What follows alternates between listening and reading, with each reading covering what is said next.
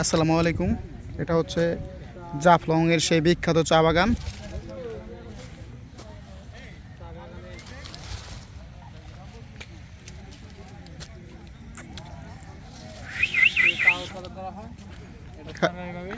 তবে কোন একটা কোম্পানি এখানে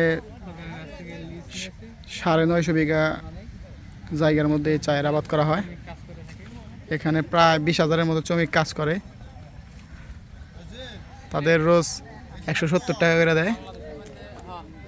আর বাংলাদেশ অন্যতম একটি জেলা চা উৎপাদনে বিখ্যাত, তার মধ্যে এটি একটি জাফলং চা বাগান।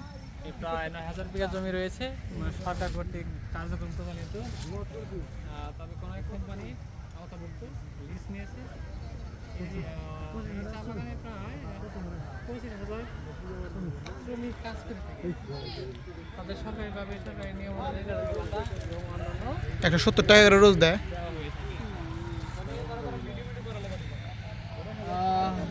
আজ শুক্রবার দিনটি